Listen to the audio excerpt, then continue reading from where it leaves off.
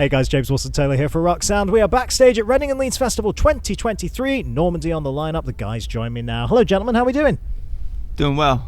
Doing well. That's so good. So good. So nice to be back. Yeah, it's great. Great. Good to have you guys back in the UK. How was Reading, first of all, yesterday? How'd the show go? How are you feeling about it all good? It was like, this was our first show of the year. So, you know, it usually takes like 3 shows on a tour to get warmed up and stuff, but it felt nice. It was nice. A great crowd.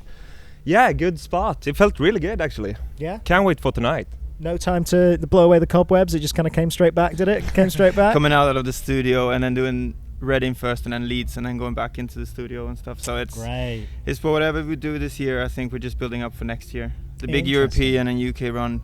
That's not announced yet, but it's coming out next week. So straight we have a lot in of with an exclusive from Philip. Straight in with an exclusive. When is this coming out, by the way? This will be out later today, but that's okay. fine. Oh, right, that's fine. We can spill the beans. What's that was? That was a tease. That's what that was. That's a tease. Keep your eyes peeled next week. Do you usually beep your interviews? Yeah, exactly. We just like it makes it look like he's been swearing constantly, but like no, just giving away the tour dates. Well, I mean, we say going back in the studio and stuff, which I guess we'll ask about in a minute. But then there's already been a taster of some new music. I mean, that single's out there on the what seems to have gone down super well with the fans. Tell me a little bit about that. Then are you? I take it working on larger studio sessions at the minute. Did it come out of that? Has it been around a while? It came out. So we released Dark Beautiful Secrets, the last album, the third one, in February last year, right? Yeah.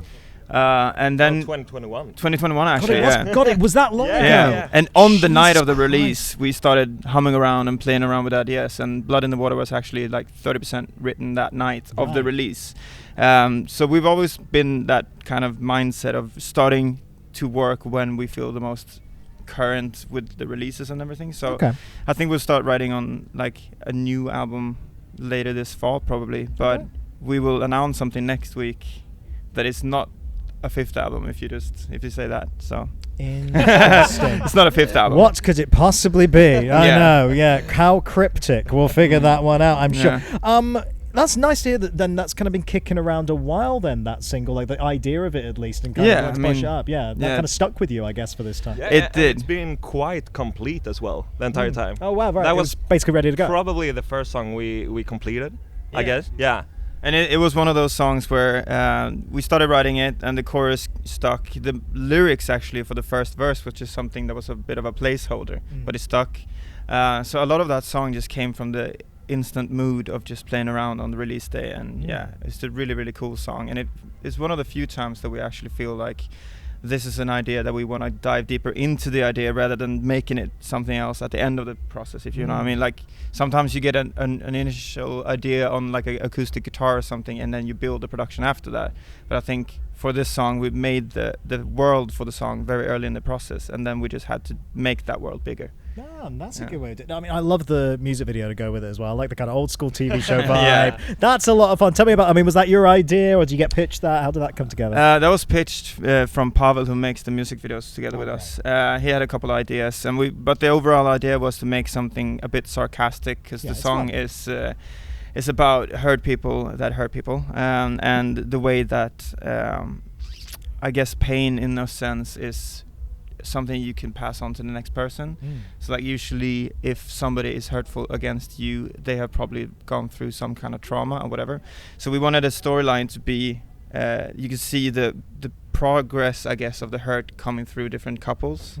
And we had 2 different ideas, one being like therapy session and then the other one being the TV show, like almost like a, what do you call that one where you have people in the audience, so like Jerry Springer, I think it's called. Oh right, yeah, almost like that, a bit rowdy. It was a bit of that vibe. Yeah, definitely. So that idea really came across good, and we really liked the 70s vibe of it. The aesthetic's really, really fun. It's a good thing to play with there for sure. No, it worked really, really nicely. A couple of things I want to pick your brain about. Something for you, Philip. I mean, I had a big chat with Mr. Telly Smith recently about that Word Alive record, which I think is such an interesting record for them, pushing into new territory, and obviously a wide variety of guests, which is nice. It's not necessarily... We're in good company. Well, I know you're very good company, but also I wouldn't have expected you guys to necessarily pop up on that. It was sort of a slightly left field choice, but really cool. Well, tell me about getting to know those guys. Taylor reached out and he said they're all massive Normandie fans, and he wanted to have me on the record. And I was like, who else is going to be on it? And I was like, I can't really tell at this point. And I just said, okay, well, count me in, and I did the part, and then it took like a year or something, and then I saw the full list of like Bad Omens and Escape the Fate or whatever. It's just really, really good company, and I'm honored to be on the album. So like doing the vocal stuff, and hopefully Very get like a cool. live rendition of that song. But I feel like they've got to do a guest show. They've got to bring everybody out and do like a big feature. I mean, with show. an album like that, they got to do a guest show. Yeah, we've been listening to the word live since forever, pretty That's much. awesome. I know we talked about a tattoo back in the days with the album Life Cycles. The song Life Cycles. Or is it an album? Yeah, I don't know. So that was a big opportunity. Very thankful for that. Yeah. Didn't expect it, but it went great. No, came out really, really well on that record. It really did. And another new record actually that's just out this week, of course, is the new Hot Milk album, the debut album. Yeah. I hadn't realised when I was talking to Jim and Han that a little bit of Normandie involvement there as well on the technical I have my side. fingers in all Only this. one of us.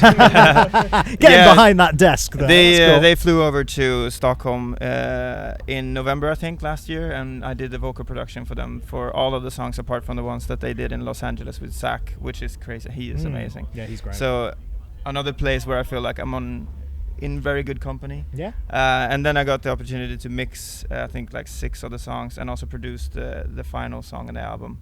So it's been a lot of like UK stuff as well. I co-wrote the entire Caskets album as well. So it's I keep coming back to the UK, and I love the music here. So I think we wanted, like, in any kind of way, we feel like a UK band to 50%, even though we're based in Stockholm, Sweden. It feels like we have label, press, everything here in the UK, and it feels like the shows that we do in London especially are like hometown shows. Yeah, I was going to say it feels like more than anywhere else. I mean, you know, I speak to obviously a lot of bands, particularly when they come over from the States, they often find the exact same thing. It's like, we're not from here, but this feels like where it's built. This is where the kind of fan community is kind of growing. I take it that must be kind of similar for you guys as well. Yeah, I reckon it's like doing hip hop in the 90s and you're like based in Chicago, Denver, or some of those really cool hip hop cities. But if you're from anywhere else in the world and you're doing the UK sound, you can still connect to the UK crowd in a way. So we get that question quite a lot, like, are you a UK band? Like I made an interview with an American radio station the other week, and he said, okay, what's the weather in London now then? I was like, I'm Stockholm, man. I don't know, you tell me. Yeah, it happens quite a lot actually. So